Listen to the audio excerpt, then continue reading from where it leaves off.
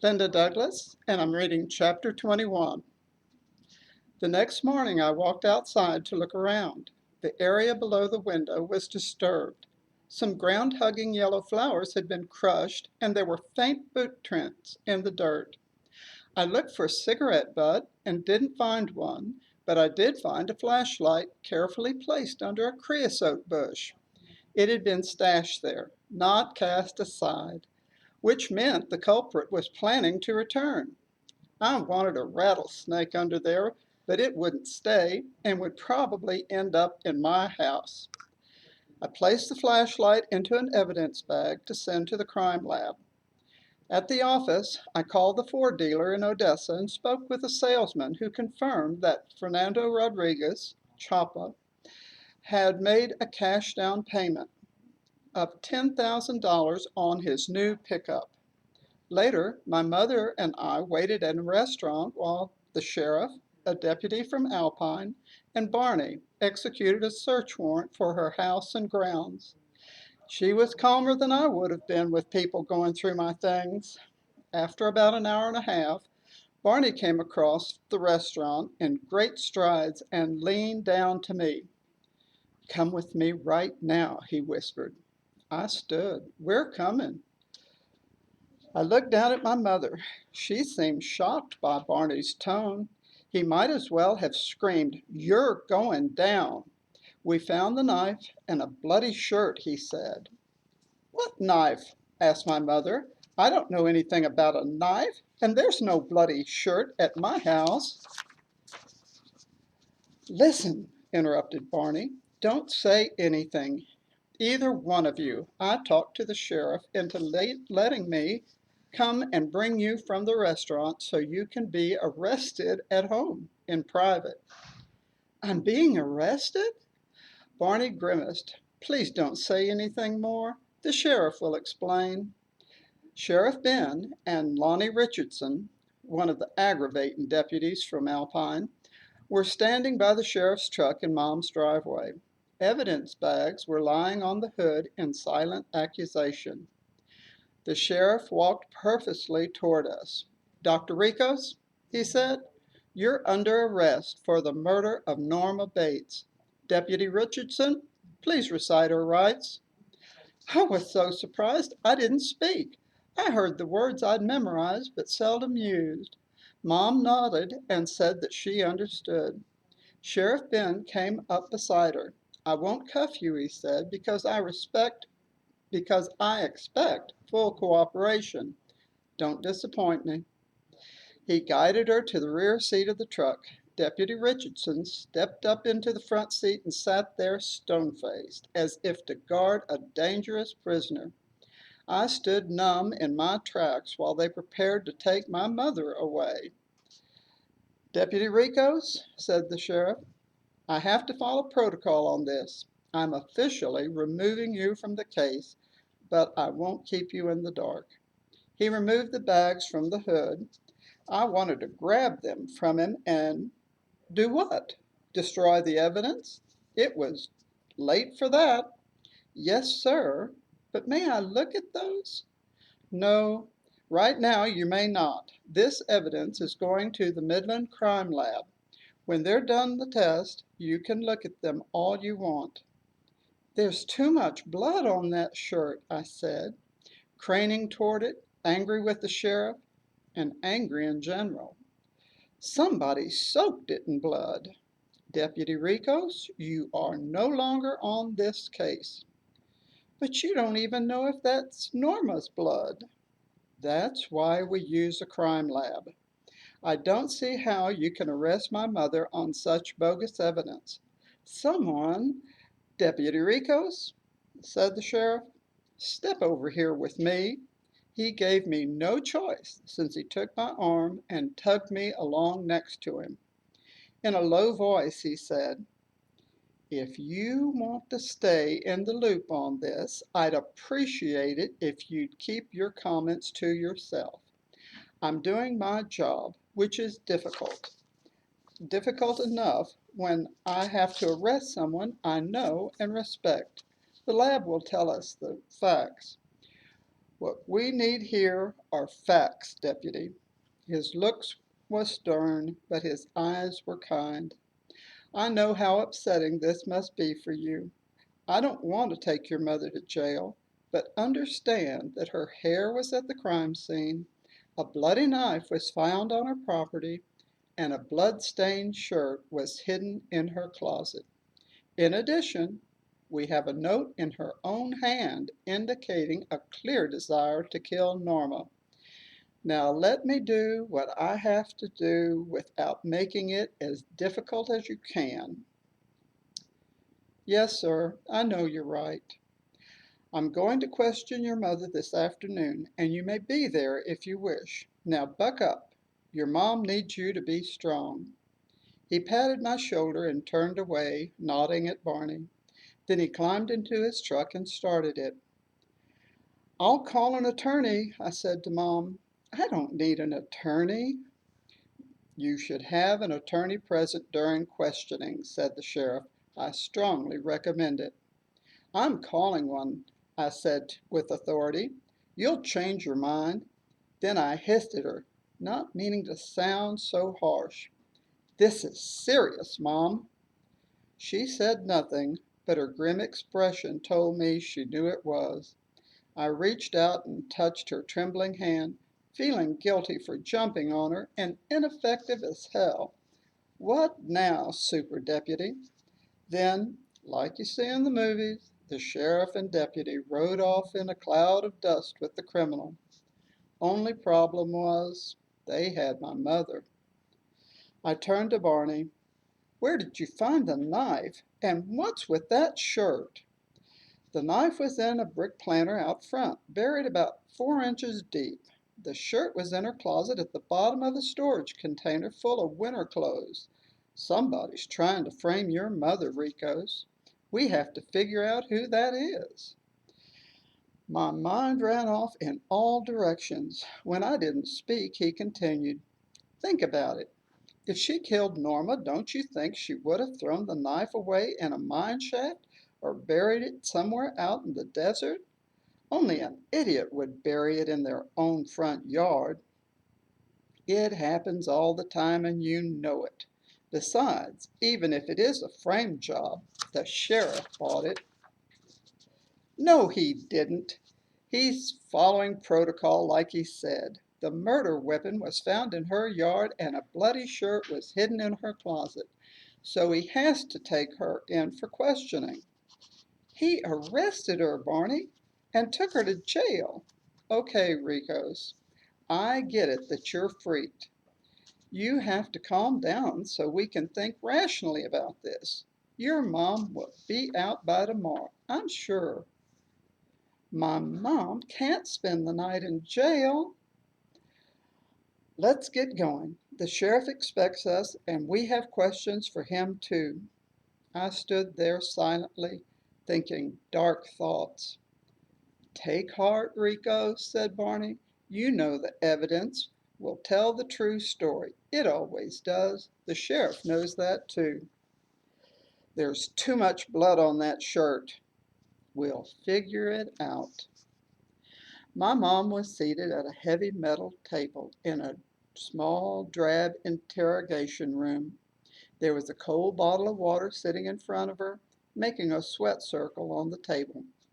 Barney and I were watching through a one-sided glass window. I had seen this scenario before, but it looked wrong with my mother in it. The attorney I called earlier was there too. His name was Lloyd Preston, and he was slightly younger than Mom and dressed in a three-piece suit and expensive-looking shoes. It always surprised me to see suits. Even attorneys in court in Alpine seldom wear them.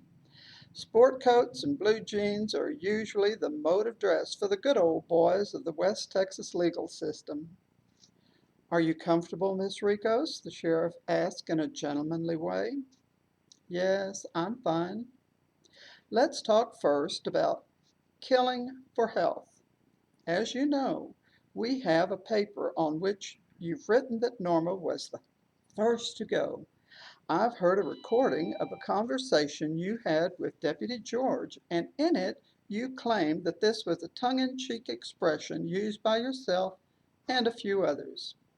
That's what it is, said my mother, more defensively than I would have liked. I wanted her to be cold, detached. Yeah, right. She was accused, and even I took it personally.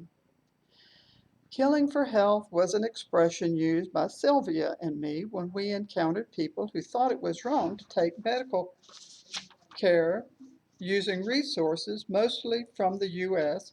or people who stood in the way of helping anybody. Could you give me an example? Well, sure. Sylvia told me about someone saying that donated American money shouldn't be used to help people on the other side of the river. I made the comment that people like that shouldn't be allowed to live. Sylvia would say, killing for health, under her breath. Or we'd see some other outrage or unfair thing, and we would look at each other and say, killing for health. It was a motto, a promise to each other that we were going to do all we could for the people who needed medical care and either couldn't reach it or afford it. That's all. It wasn't a real threat to anyone. I could give you hundreds of examples, but it would only bore you. How did that phrase get started? We were at Sylvia's restaurant talking about my idea of a volunteer force of doctors that could treat patients along the border. As you know, the border is underserved, no matter which side you're standing on. Sylvia got on her high horse about the Border Patrol not letting her help the people in Lynda. We complained about the unfairness, and then she said something like, if people can kill for money or vengeance or hatred, or even for Jesus, why not kill for the right to good health? In the next breath, she said, killing for health. We used that phrase ever since. Were you involved in helping people at Lynda? Yes, I went over there at her insistence. There were people with untreated high blood pressure and diabetes, and a child with severe asthma. After that, Sylvia more or less adopted the pueblito and would make deliveries of medicine and things like aspirin, Kleenex, bandages, things those people didn't have access to.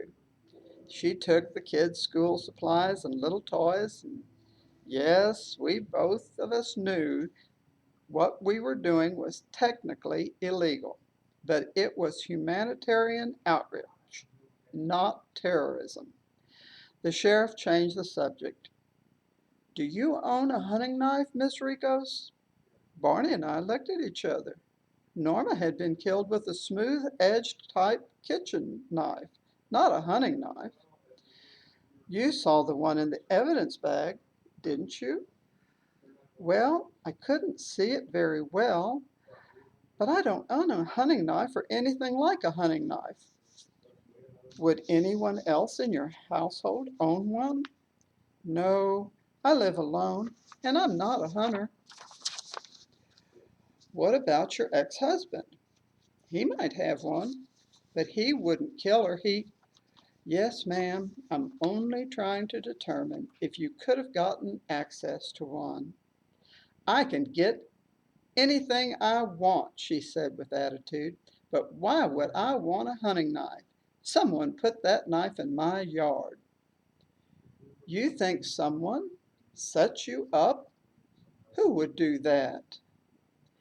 Someone who knew I'd come under suspicion, I guess. It would have to be someone who knew of the hard feelings between Norma and me. That would be just about anybody in the community. So you knew you'd be a suspect. Yes, I knew. I had said I would kill her. The deputy watched her. Finally, she said, I threatened long ago that I would pay some guys to work her over, but it was just talk. I was so angry with her. And why was that? She tried to destroy me, both professionally and personally. She took a good thing I did and cast suspicion on it and accused me of— "I'll let you tell me more about that in a moment," Sheriff Ben interrupted her. "First, I want to ask you about something a witness said.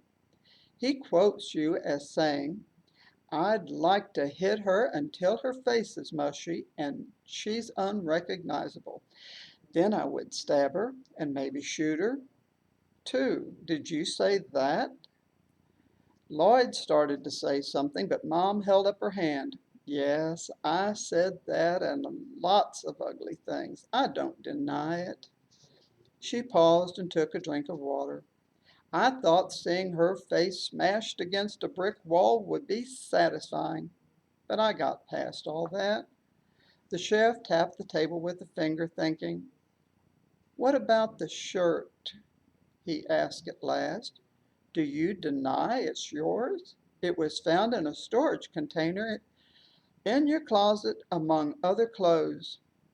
"The shirt is mine, but I don't wear it because it doesn't fit me, and I don't keep it in a storage container. It hangs in my closet with my other clothes because I like to see it there. It has sentimental value to me." "How so?" "It was given to me by a friend when we were in Mazatlan together years ago, before Margarita was born." "So you're saying the shirt is yours, but yet you can't wear it, and yet you keep it. I can't button it. Don't you think that maybe someone came into my closet and grabbed a pretty shirt, not knowing I hadn't worn it since before I was pregnant?" "So that was the shirt." "It's all wrong," I said to Barney. "If my mom was going to kill someone, she would never wear that shirt, even if it fit her. Her best friend Benny brought it for her in Mazatlan a long time ago." Barney placed a hand on my back. "Stay cool, Ricos." The shirt was made of soft, crinkly cotton and had several colorful parrots embroidered on it.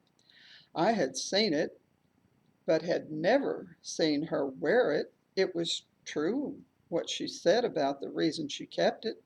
She always said Benny bought it for her back in the day when she was skinny from all the running around they did. She treasured it because her friend, now dead, gave it to her in a gesture of love. The shirt was surely ruined, and from the look on Mom's face, I could see that she was thinking the same thought. Her eyes filled with tears, and she was struggling to maintain her composure. Lloyd turned to Mom. "You're sure the shirt doesn't fit?" He, she gave him a look. "I'm sure." "I believe you," he said, but sounded unconvinced. There was a short break, which Marcy escorted Mom to the bathroom. Marcy and I were the only female deputies. We need more women. We think we need more women. The men disagree, but not to our faces. It's an ongoing, nonviolent dispute, like a Cold War. Barney and I took a break while we could, used the bathroom, got something to drink. I caught the sheriff in the hall as he headed back to the interrogation room. "May I have a minute, sir?" "Well, I'm busy. Is it relative to what I'm doing right now?" "Yes, sir. I have information that you don't have." "Come into my office. Barney, you come too." We went in, and he shut the door. "What do you know that I need to know?" "The earring found at the scene belongs to my mother, Sheriff. I didn't mean to withhold this information. I thought the lab would show that, but they didn't." "Are you certain?" "Yes, sir. She has the matching one on her dresser. She doesn't know I was sneaking around to her house, so please don't tell her." "So you did an illegal search of your mother's house?" "She's my mother. I'm in her house all the time. I grew up there." "Yes? but you just asked me not to tell her. Your mother has the same rights as anyone else. I know that, but well, look, the more important thing is that I found her at the scene yesterday. Your mother was at the crime scene? Inside the house? She was on the back porch crying. She hadn't made it inside, but had gone there with that intention. The blood on the floor stopped her. I asked her why she wanted to go in, and she told me that Norma was blackmailing her, but she wouldn't tell me why. I feel like I'm giving her up, but I don't know what else to do, and there's something wrong with the evidence you gathered at her house, sir. The sheriff glared at me, and then Barney spoke. According to the autopsy, Norma was stabbed with a smooth-bladed kitchen knife. Maybe she didn't notice that on the maybe you didn't notice that on the report, Sheriff. So the hunting knife doesn't fit. Norma's blood might be on it, but she wasn't stabbed with it. Sheriff Ben looked like we'd slapped him. What in the hell is going on here? He stood and began to pace. Maybe the blood belongs to someone else. We don't know that until the crime lab tests it. He looked like a madman running his hands through his hair. I jumped to conclusions because of the Bates woman's murder. But no one else has been murdered. Not that we know of, Barney said. For all we know, it's animal blood. How do you explain the shirt? The thing you have to know about the shirt is that even if my mom was going to kill someone, she would never wear that shirt, even if it fit her, which it doesn't. The shirt has significant sentimental value to her, Sheriff. Another bloody shirt drifted by in my brain, but I shoved the thought aside. One bloody shirt at a time. Something is wrong, said the sheriff, but I have no idea what. I was trying hard to make sense of it. If someone had set up my mother, then she couldn't have killed Norma. That should have given me comfort, but like the sheriff said, there was something wrong. We just didn't know what it was. Chapter 22. Now, the sheriff said, as he seated himself again, what I'd like to hear from you now I would like to hear from you exactly what happened to make you want to harm Norma Bates. Lloyd started to give my mom advice, but she quieted him with a look. She had that look down, and it stopped him cold. I'd like to do that, she said, then glanced at her poor lawyer, who evidently wasn't going to try to stop her again. Good, said the sheriff, smiling at her. Just start whenever you're ready. Mom took a deep breath before she began. Norma got on our board of directors under false pretenses. She talked like she knew everything about boards and said she had years of experience serving on them. But then a lot of things she said were not true. She was a silver-tongued devil. Barney and I laughed at that expression. Lil Munch came to our board before Norma did, and we were trying to add more members. We needed people who would be committed to doing the work it was going to take to make a success of the organization. At first, none of us knew what we were doing board-wise, so nobody noticed that Norma lied her way in. She was not what you would call a great leader, but she tried. We thought her heart was in it. She spent time with me learning about the details of the operation of Doctores Fronterosas and the history of how I got it started. She admired my dedication and complimented me on various things. It seemed sincere at the time. Only my daughter had reservations about her and warned me repeatedly not to take her into my confidence. Good job, Ricos. Barney slapped me hard on the back. I stumbled into the glass window. He grabbed my arm to steady me. Sorry, he mumbled, and drew me back to where I had been standing. My mom was moving on with their story. It wasn't like I didn't know every bit of it, but I wanted to hear exactly what she told the sheriff. Lil's husband was killed in a construction accident, and she was distraught and unable to cope with her job as treasurer. She begged the board not to replace her, said she'd be back when she could get it together. Of course, we all went along with it. We felt terrible for her. In the meantime, it was decided that I would do her job because I knew the most about the operation, since I was the one who started it and the only one who had run it. Norma had insisted I be put on the bank account months earlier. I believe that was step one of setting me up. I was responsible for paying the bills and entered everything into the computer program, then made the treasurer's report.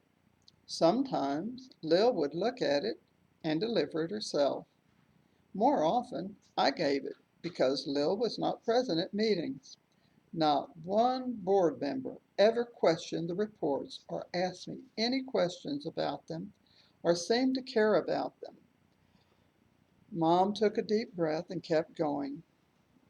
I was being paid as director, but it was very little, and only when there was money. Most months we barely made the minimum bills, and we only did that because we did a lot of local fundraisers. I was writing grant proposals, but the problem with getting grants when you're a new organization is nobody wants to take a chance on you. Meanwhile, I had run through my savings, so things were getting somewhat shaky. The sheriff and her attorney watched her intently. I'm not complaining, she added. I knew what I was doing and did it willingly. I really wanted this for my community, which to me includes the other side of the Rio Grande. I believe it would eventually get funding and the tough days would be behind us. I was right, too. Only I had hell to go through first, Mom paused, and finished the bottle of water. Would you like another? The sheriff asked. She said yes, and he went to get it. Lloyd leaned over and said something to her in a low voice, and she nodded, but didn't say anything to him as far as we could tell. The sheriff came back with another bottle, and she thanked him. Mom continued. Everything was going along well, as far as I knew. We were serving more patients, gathering more community support, and plans were underway to build a clinic near the river.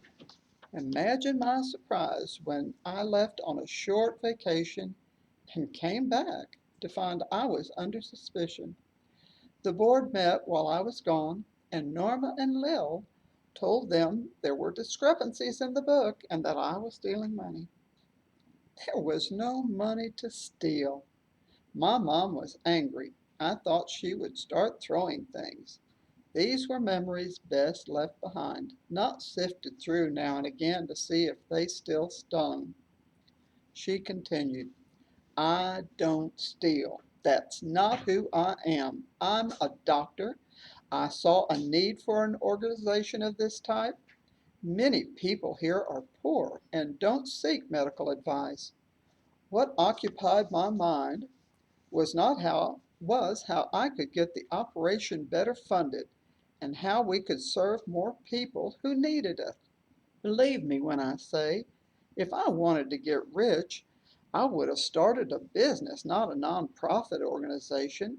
I have a medical degree and could have opened a for-profit practice. The way she said it, no thinking person would argue with her. So, she continued, there were a lot of other similar false accusations. In short, I was set up to take a fall by two women who had their own agenda, and it wasn't about helping people. I think Norma wanted to take over so she could get credit. She was all about being a hero, but didn't want to put forth much effort. Someone with a degree in medicine needed to head it up, and it had to be someone who spoke Spanish and knew rural Mexico. Norma wanted there to be a crisis so she could swoop in and save the day. The only way she could do that was to discredit me. And Lil Munch? Asked the sheriff. What would she get out of this takeover? Mom didn't hesitate before she replied. Lil is just stupid. She's easily led, and she bought into Norma's lies and went along with her. I don't think she's ever had an independent thought in her life, but she was all puffed up with the importance of chief financial officer. Also, I don't think Lil understood the concept of someone doing something good for someone else with no thought of personal gain. She was always on my back about why I was willing to work for low pay since I have a medical degree. She wondered out loud why I would sink my own money into the project, and so on. I felt sorry for her even then because she has such a restricted view of things. She became suspicious and narrow-minded and lacked heart. That pretty well describes Lil Ass Munch, I said. She's a bitch, spit Barney. And did I mention what a whiner she is? I think you did. World class. Right. Mom was still telling her story. Norma began calling various community leaders and asking who they'd recommend for director. When they expressed surprise that I wasn't continuing, she told them I was on administrative leave and hinted about the grievous wrongdoings. I was not on any kind of leave except vacation. Lil and Normal held an illegal board meeting and put me on leave. They also stole the checkbook and took the money out of the bank account so it couldn't be stolen or misappropriated. And of course, that left us with no operating cash. What neither of them counted on was my longtime reputation in the community. Most people blew Norma off. She was known as weird and cruel. I am known as the Doc.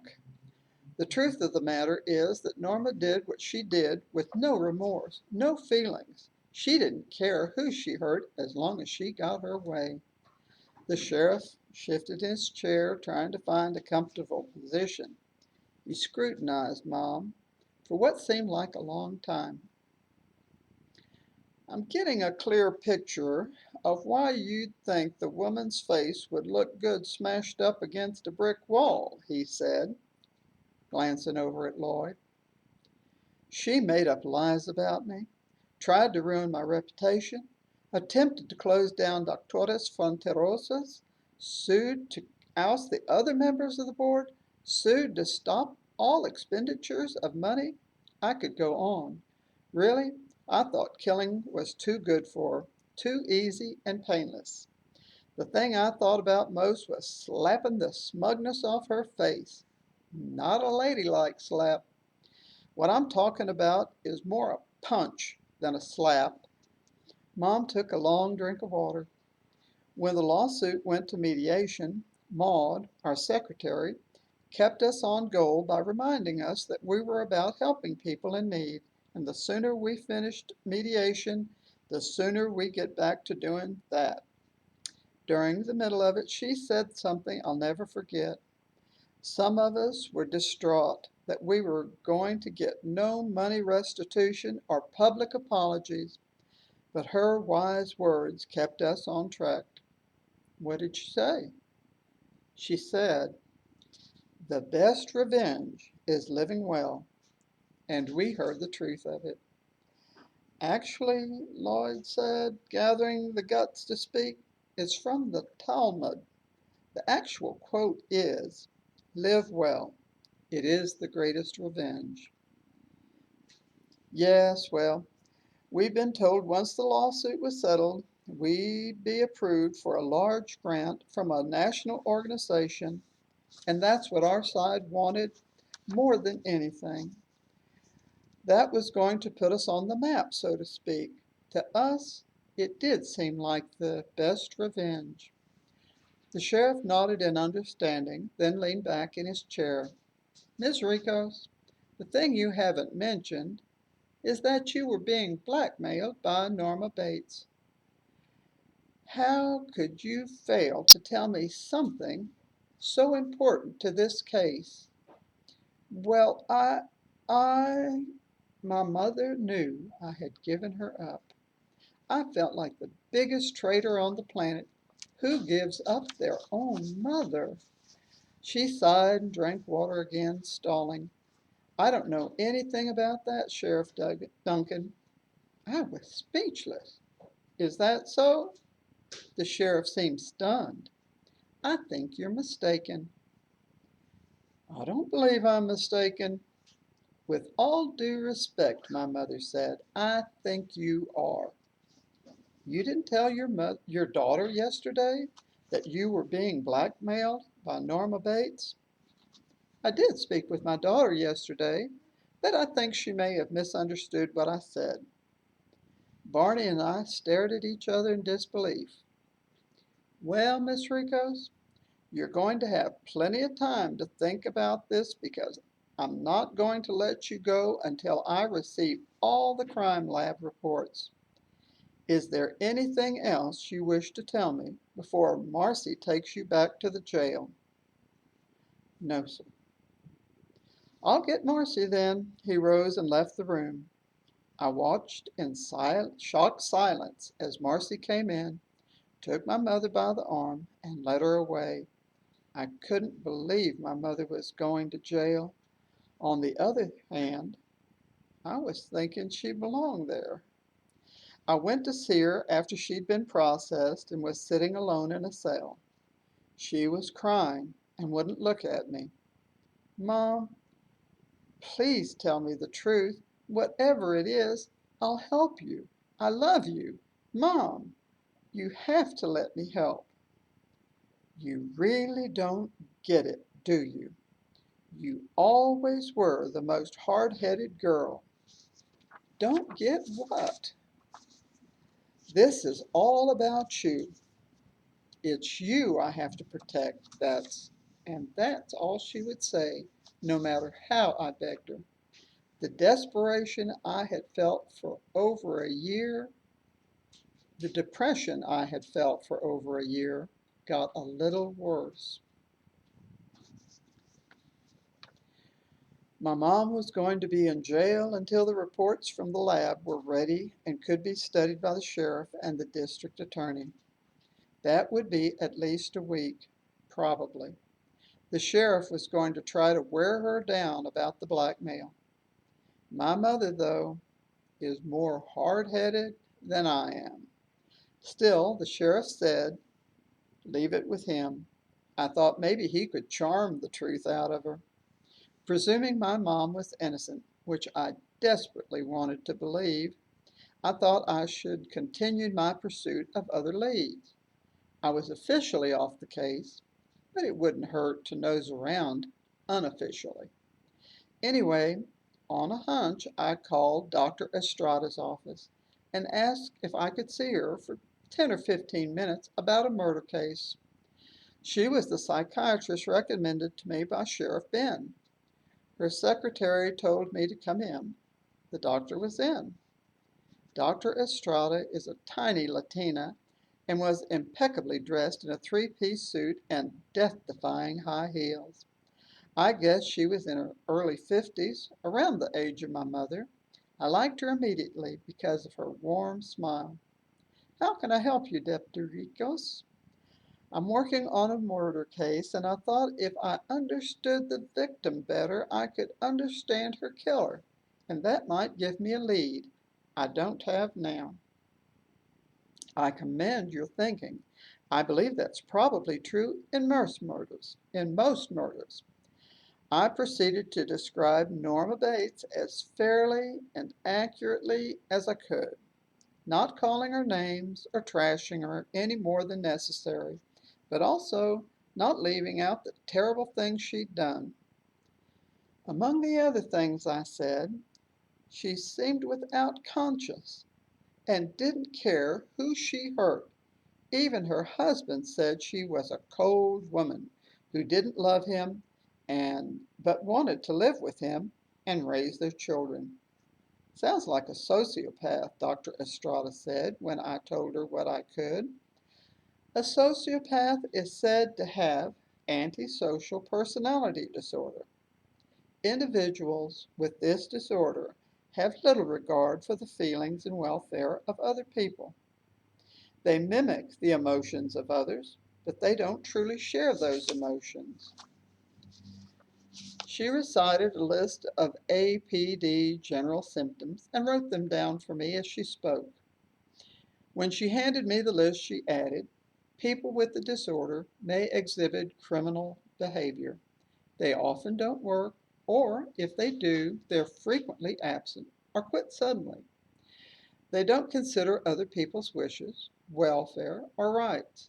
They can be manipulative and may lie to gain personal pleasure or profit. That sounds like her. Almost everything you said sounds like her. Impulsive, aggressiveness, irritability, irresponsibility, and a reckless disregard for their own safety and the safety of others are traits of an antisocial personality too. Do you think my victim had antisocial personality disorder? I think it likely, yes, but I hesitate to try to diagnose her since there is no way I can meet her. Based solely on what you've told me, and for your purposes, let's say she did have APD. Your killer will be someone who was harmed by her. Normal people expect others to feel remorse over the bad things they do. An APD personality has no idea about remorse, which the rest of us find frustrating. I have a printout here somewhere that lists characteristics and a more detailed explanation. She was digging in a file drawer in her desk and eventually handed me a list of common characteristics of sociopaths. I skim-read it, but wanted to take it and read it more carefully. In addition to persons harmed by your murder victim, Dr. Estrada said, you might look for an accomplice. Lil Munch. These are people who think they're friends with the APD person. For instance, your victim may have taken a so-called friend into her confidence, and that person went along with her plans for a while. Eventually, though, as accomplices will become a victim because APD doesn't have friends, can't form friendships, and will have to have everything their way. Does that make sense? Yes, it does. And if things don't go exactly as planned, Dr. Estrada continued, the APD will blame their so-called friend and make their life miserable.